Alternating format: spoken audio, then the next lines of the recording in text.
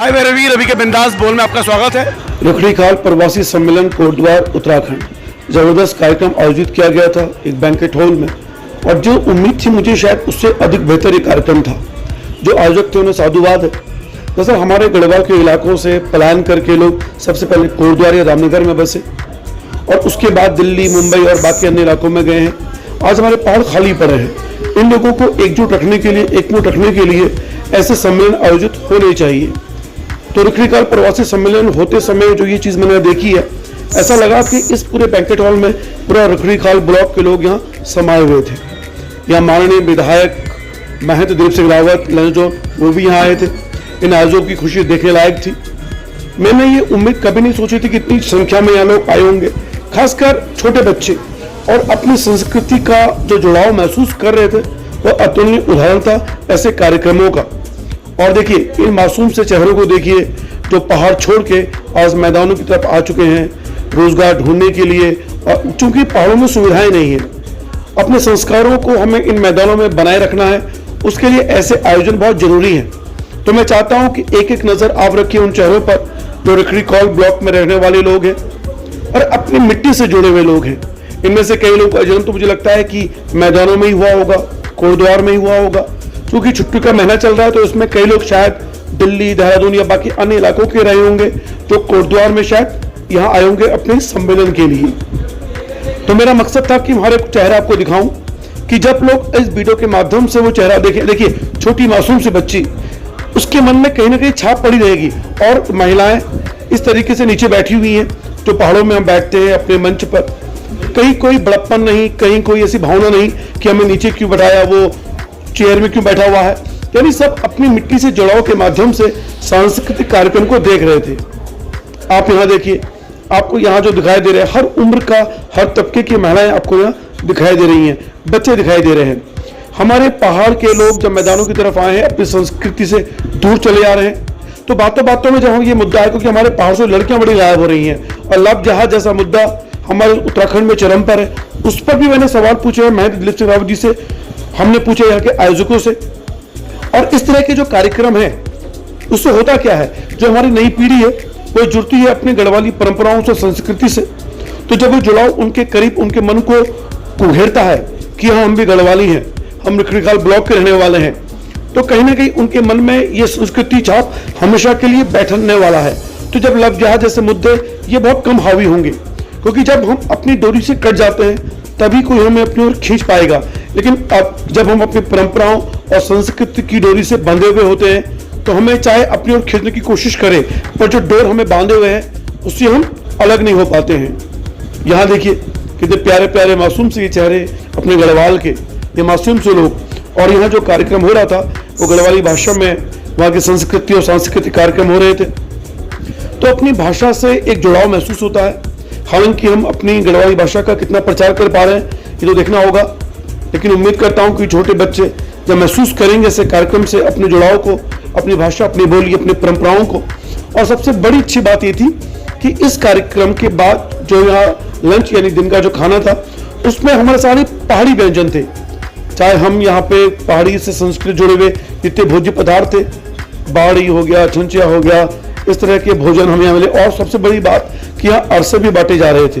अरसे हमारे व्यवहारिक कार्यक्रमों में, मुंडन संस्कारों में और जो भी हमारे शुभ कार्य होते हैं उनमें अरसे बनाना एक हमारी परंपरा का अंग था।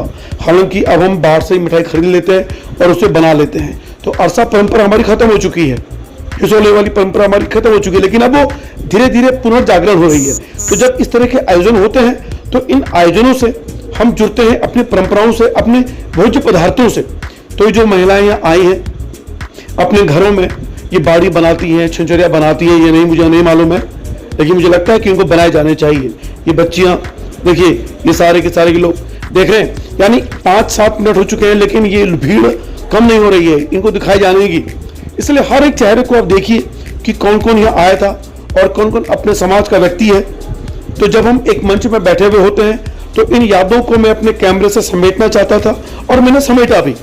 रवि के बिंदास बोल अपनी पहाड़ी संस्कृति को, अपनी उत्तराखंडी संस्कृति को जन जन में चेतना के रूप में बांटना चाहता है। और मैं रखड़ी काल प्रवासी सम्मेलन जो हुआ उस आयोजकों को धन्यवाद करना चाहता हूं कि उनके माध्यम से मुझे खबर मिली और मैं यहाँ रिपोर्ट कवर करने के लिए आया हूँ। और यहाँ जो लोग खड़े हैं, बैठे हैं, ये इस कार्यक्रम से अपने को कितना जोड़ के रख पा रहे हैं ये तो उनकी अंतरात्मा जाने। लेकिन जब बच्चे अपने आप को यहाँ महसूस करवा रहे थे तो मुझे लगा कि वास्तव में ये लोग गढ़वाली होने के एहसास को महसूस कर रहे हैं। क्योंकि ये रिखड़ीखाल का कार्यक्रम था तो रिखड़ीखाल ब्लॉक के माध्यम से लोग जोड़ रहे थे और जान रहे थे।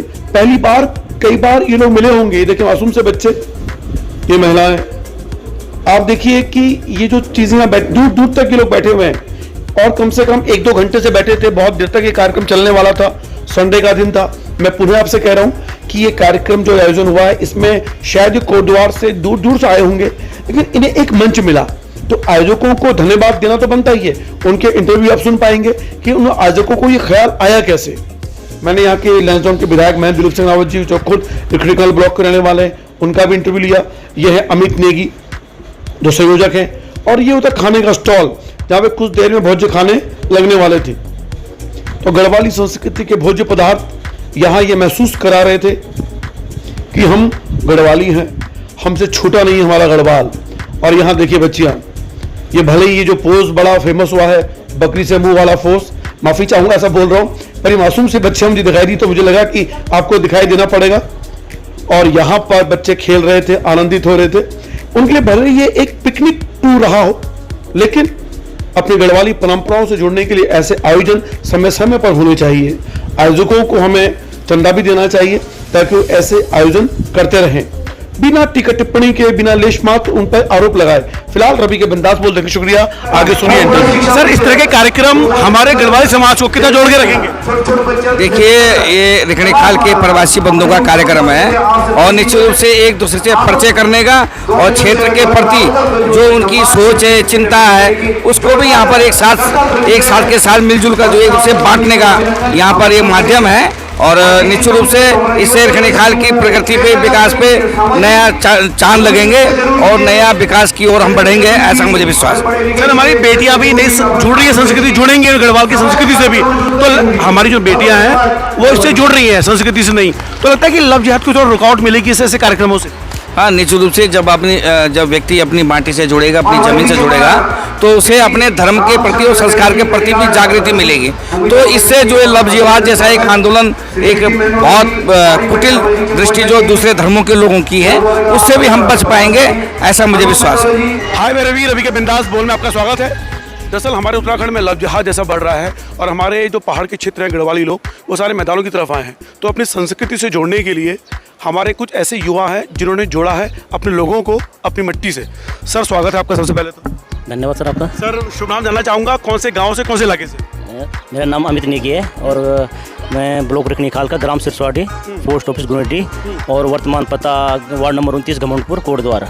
सर, मुझे जानना है कि आखिर ऐसे एक आयोजन की जरूरत क्यों पड़ी और कब से कर रहे हैं आप? ठीक है, ऐसा होता है कि अब पहाड़ों से लोग प्लान करने लग गए हैं। अब सब लोग शहरों में चले गए, तो हमने ये सोचा कि जो हमारे लोग शहरों में चले गए वो प्रवासी में आ जाते हैं। तो हमने सोचा कि हम प्रवासियों का एक सम्मेलन कराएं। उन सम्मेलन से हम अपने क्षेत्र की समस्याओं पर विचार करेंगे, बातचीत करेंगे। जो समस्या है जो समस्या हमसे हो सकेगी हम सब मिलकर उसका समाधान करेंगे। हमारा मुख्य उद्देश्य है। ऐसा भी है, देखिए जैसे ये हमारे लोग बच्चे हैं जो नए, वो जुड़ रहे हैं अपनी संस्कृति से। तो जो लव जिहाद जो बढ़ रहा है पहाड़ों में, खासकर हमारी पहाड़ी लड़कियाँ इसका शिकार बन रही है, उसमें भी थोड़ा रुकावट हो सकती है। हाँ, ये ऐसे कार्यक्रमों से जरूर उसमें रुकावटें होंगी।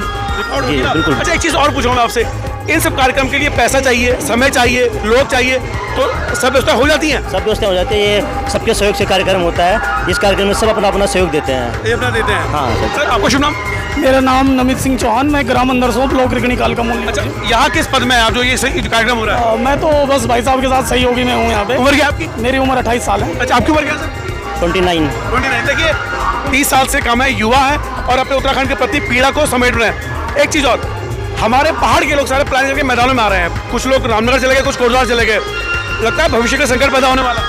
आज भविष्य के संकट तो क्या, पर हमें यकीन है कि पुनः ऐसा समय भी आएगा जब लोग फिर गाँव की ओर प्रस्थान करेंगे। मुझे पूरा विश्वास है लोग गाँव की ओर प्रस्थान करेंगे।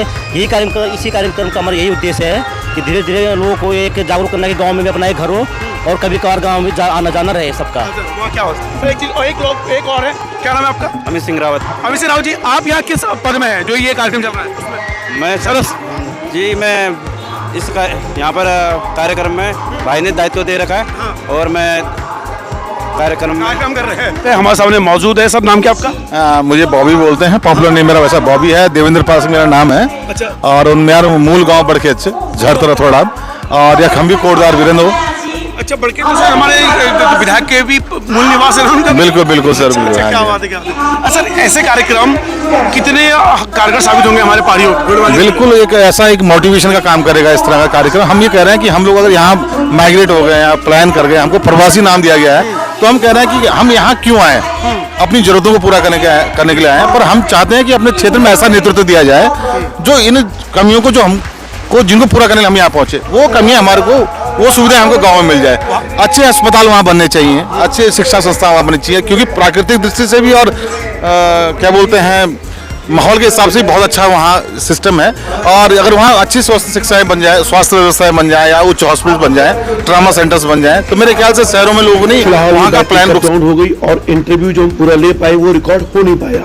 हम जब रिपोर्ट तैयार कर रहे थे तब हमें ये जानकारी हुई। फिलहाल रवि के बिंदास बोलने आप रिपोर्ट देख रहे हैं। प्रवासी सम्मेलन रिखुड़ीखाल ब्लॉक की जो कोटद्वार में संपन्न हुई, आयोजकों को साधुवाद। गढ़वाल समाज को एकजुट करने में उन्होंने अपनी अहम भूमिका निभाई। तो रवि के बिंदास बोल जो आप देख रहे हैं, अगर आप फेसबुक पेज में देख रहे हैं तो पेज को फॉलो करना ना भूलें, और अगर यूट्यूब चैनल में देख रहे हैं तो चैनल को सब्सक्राइब करना ना भूलें। उत्तराखंड का अपना एकमात्र ऐसा चैनल जो उत्तराखंड की हर गहराइयों को आपके सामने लाने की कोशिश करता है, ताकि ये गढ़वाली पहाड़ी समाज एक रहे। जय उत्तराखंड।